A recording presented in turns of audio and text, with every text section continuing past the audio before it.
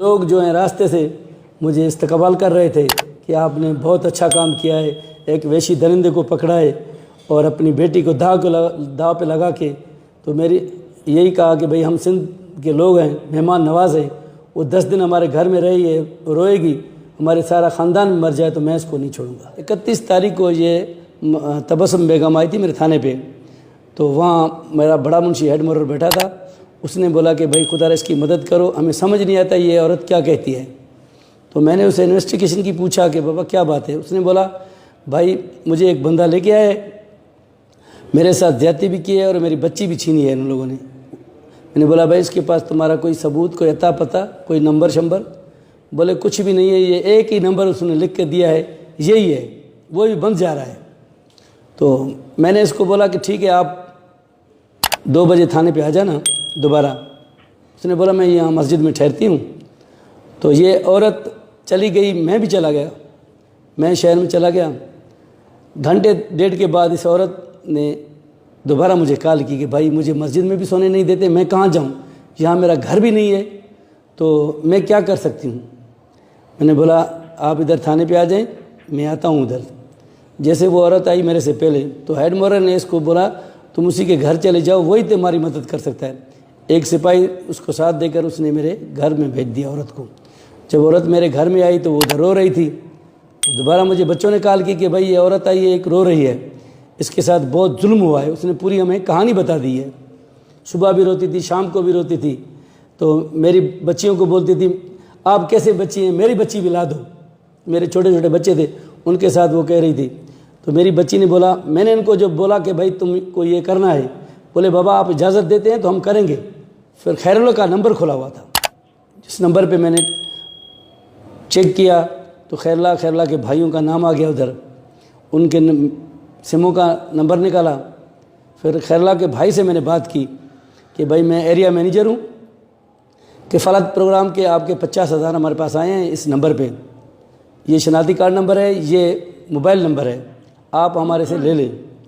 तो उसने बोला मैं सर बाहर हूँ, 1-2 दिन में आ जाऊँगा। मैंने 2 दिन उसकी वेट की।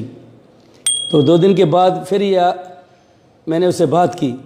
बोलता है ऐसे ही 25,000 तुम रखो, 25,000 हमारे को दे। मैंने बोला ऐसे नहीं होगा, आपकी थंब चाहिए, मुझे शनाख्ती कार्ड चाहिए। रखता तो मैं 50,000 रखता ना, तेरे को क्यों बोलता कि तुम ले जाओ।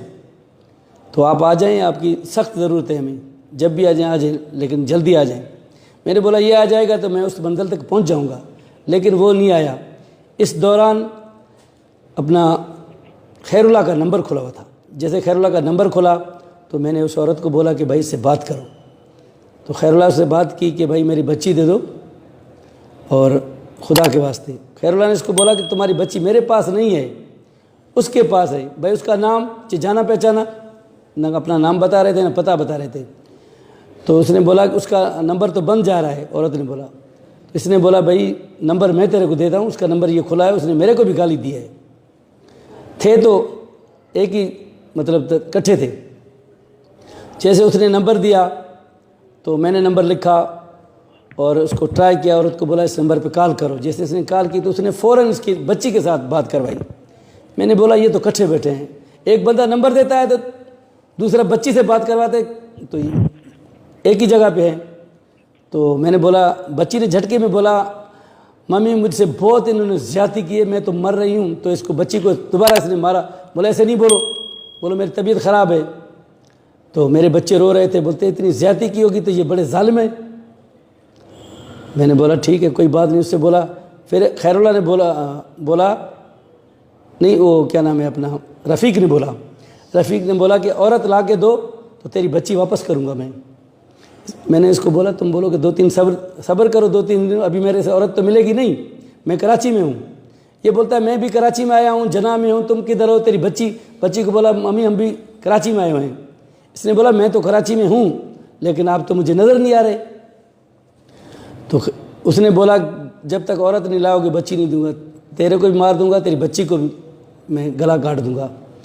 तो मैंने बोला इसको बोलो कि 2-3 दिन सब्र करो, हम कहीं औरत देखें। फिर मैंने बंदोबस्त किया, मैंने कहा लेडीज़ पुलिस ले आऊँ, घर में रखूँ उसको, ताकि ये काम वही कर सकती है। लेकिन लेडीज़ पुलिस मुझे नहीं मिली। बस मैं ये तय कर दिया कि बस अपनी बीवी से बात की। मैंने बोला ये तुम्हें कारनामा करना है। उसने बोला इंशाल्लाह आप बोलते हैं तो मैं कर दूंगी। बीवी से क्या बोला था? मैंने बोला तुम इसके साथ बात करो, इसको दिलासा दो, इसको जाल में फंसाओ, जैसे वो बोलता है तुम ऐसे करते जाओ। इस औरत ने बोला कि भाई 3 दिन के बाद बोले वो औरत मुझे एक हाथ आ गई है, वो नौकरी के लिए तैयार है, तो वो बहुत आपकी तारीफ़ कर रही है कि आप अच्छे आदमी हैं। उसने बोला ठीक है, उस औरत से बात कराओ मेरी बीवी ने उससे बात की। बोलता है हेलो जानू, क्या हाल है, खुश हो, कैसे हो, कहाँ पे हो? मेरी औरत ने बोला कि मैं कराची में हूँ। उसने बोला ठीक है। तो दोबारा बंद करके फिर उसने रिंग कर दी दोबारा। बोलता है तुम अपना नंबर दे दो। मेरी बीवी ने बोला भाई नंबर तो मेरे पास नहीं, मैं तो गरीब हूँ, मोबाइल होती तो तेरे पास नौकरी तो नहीं करती ना, मैं तो नौकरी के लिए तड़प रही हूँ। बोला तुम्हारी उम्र कितनी है? बोले उम्र मेरी 22 साल है।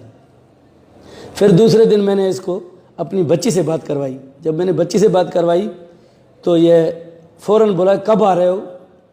मेरी बच्ची ने बोला हम कहाँ हैं, मुझे तो पता ही नहीं है ना, आप बताएं, हम तो कराची में रहते हैं, ना आपका नाम का पता है ना एड्रेस का पता है, कहाँ पे आएँ, कैसे आएँ? बोले आप कैंट पे चले जाएं, वहाँ से मरी कोच में बैठे या डोमकी कोच में, वो आपको उतार देगी कश्मीर में या तो देरा मोड़ में, जहाँ भी आप उतरें। उन्होंने बोला हमने देखा नहीं है, आप उधर खड़े हो जाना, हम आ जाएंगे। तो सुबह मैंने नमाज़ पढ़कर गया, बच्चों से पूछा कि भाई सुनाओ फ़ोन शोन किया है उसने? बच्चों ने बोला कि हाँ उसने फ़ोन किया है। कि कहाँ पे? मैंने बोला उसको बोलो कि हम कश्मीर पहुँच गए हैं, होटल में बैठे हैं।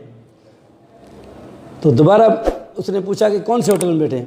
तो मैंने बोला उसको बोलो कि मरी कोच के साथ ही होटल है, हम उधर ही बैठे हैं।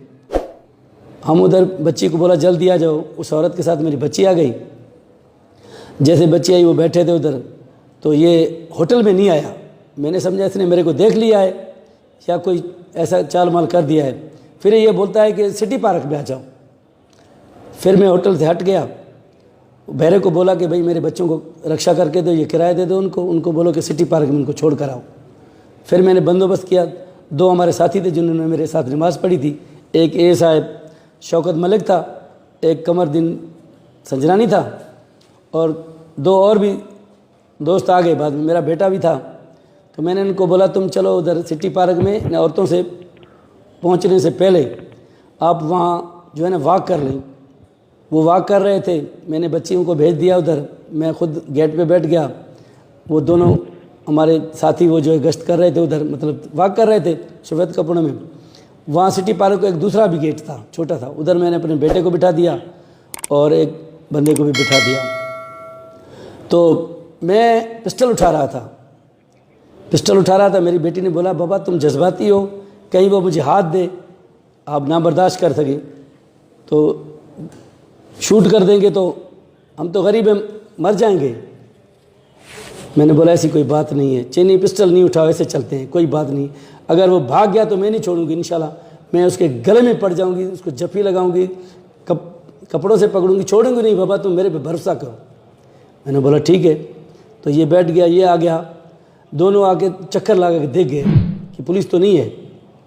फिर खैरुल्लाह जो था वो किसी होटल में बैठ गया, हमने उसको नहीं देखा। इसको उतार दिया, ये पैदल आ रहा था सिटी पार्क की तरफ। इसने फ़ोन किया उस औरत को, तो उसको बोला कि उस लड़की को दो फ़ोन। मेरी बेटी को उसने बोला कि तुम बाहर आ जाओ। मेरी बेटी ने बोला कि भाई हम बाहर आ जाएं, कैसे आ जाएं, हम तो तुमको जान पहचानते भी नहीं हैं, तो आप सिटी पार्क में अंदर आ जाए, हम बैठे हैं, अकेले ही बैठे हैं और तो कोई नहीं है, आप आएंगे हमसे मिलेंगे तो हम आपके साथ चलेंगे ना। तो उसने ऐसे हाथ किया, हिला दिया। मेरी बेटी ने बोला आ जाओ हम आएँ। तो जैसे उसने ऐसे हाथ किया तो मैं फ़ौरन गेट पे पहुंच गया। तो ये गया उधर मेरी बेटी के पास, उसको बोलता है तुम नौकरी करोगी? तो मेरी बेटी ने बोला हाँ मैं नौकरी करूँगी। तो इसने बोला अपना निकाब तो हटाओ ना। जैसे उसने निकाब मेरी बेटी ने हटाया तो वो देख रहा था, तो उससे औरत से पूछा कि तुम ये सिंधी लाया हो? ये तो सिंधी है लड़की। उसने बोला मैं सिंधी नहीं हूँ, मैं उर्दू स्पीकिंग हूँ, मुझे क्या पता। बोलो सिंधी में बोलो। बोले मुझे सिंधी नहीं आती है। जैसे वो मतलब हिलने की कोशिश करा, मेरी बेटी ने उसको इधर से पकड़ा, हम भी पहुँच गए, पकड़ के उसको थाने पे ले आए। थाने पे ले आए, मैंने उसको बोला कि भाई बच्ची दे दो। बोलते है बच्ची सही मेरे पास तो नहीं है, खैरुल्लाह के पास है। मैंने तुम्हारी रिकॉर्डिंग है, मैंने तुमसे रात बात की है। तो जो एएसआई मलिक था उसने बोला तुम 1 मिनट इसको छोड़ो, मैं इससे बात करता हूँ। मलिक उसने बात की, उसने बोला कि भाई तुम लड़की दे दो, इसकी तेरे से जान मैं छुड़वाता हूँ, अभी इधर ही तुमको छोड़ देते, तुम चला जा, हम जाने खैरला जाने। तो इसी में फिसल गया, बोलते हुए लड़की मेरे घर में है। पुलिस वाले सारे उसको जान पहचानते थे, मेरे थाने वाले, वो उनके गांव में बैठा था। जब शनाख्त हो गई तो मोहम्मद रफ़ीक की, तो मैं उसको लॉकअप करके अपने SHO को बताया, सही चलें उधर। उसने बोला चलो। हम गए उधर, उसके घर में गए तो कुछ भी नहीं था, खाली था बिल्कुल घर। इस औरत ने बोला कि इस कमरे में इसने मेरे साथ ज़्यादती की है, इस कमरे में मेरे को, इसमें कमरे में मेरी बच्ची को इसने बंद किया था। तो हमने कमरे सारे चेक किए, वहाँ कुछ भी नहीं मिला। एक गंदा सा कपड़ा पड़ा होता था, गिंदी पड़ी थी, जिसमें वो बच्ची लपेटी हुई थी। तो वो बच्ची खौफ की वजह से हिली ना, तो हमने देखा कि यार इसमें क्या है। जब हमने उसको देखा तो उसमें बच्ची थी। उसने बोला यही मेरी बेटी है। फिर मैं उस बच्ची को ले आया हूँ अस्पताल में, वहाँ उसकी ट्रीटमेंट हुई, फिर उन्होंने रेफ़र किया, मैं लड़का ने ले आया, लड़का ने भी मैं उसके साथ था। सबसे पहले मेरा SP साहब का फ़ोन आया, उसके बाद SHO तो मेरे साथ था, फिर DI साहब ने मेरे से बात की, बोले ऐसे लफ्ज़ नहीं है मोहम्मद बख्श जो मैं तेरे को कहूँ, मुझे कोरोना है, मैं कराची में हूँ, जैसे मैं आऊँगा तो आपको जो है ना बुला लूँगा, जो भी बात हो मेरे साथ करना, आ जाना। मैंने सुना है सिंध गवर्नमेंट ने 10 लाख रुपए दिया है अवार्ड, और पाकिस्तान गोल्ड मेडल भी दिया है, मेरी बच्ची को भी अवार्ड दिया है उन लोगों ने बोला है कि तुम्हारी बच्चों की जो है ना आला तालीम के लिए भी खर्चा हम देंगे। मैं यही कहता हूँ कि सिंध पुलिस अच्छी है, लोग हमें गलत निगाहों से देखते हैं, हम बहुत अच्छे हैं, आप अच्छी निगाहों से देखें ना, हम तो आवाम के नौकर हैं, हम तो आपकी खिदमत करते हैं।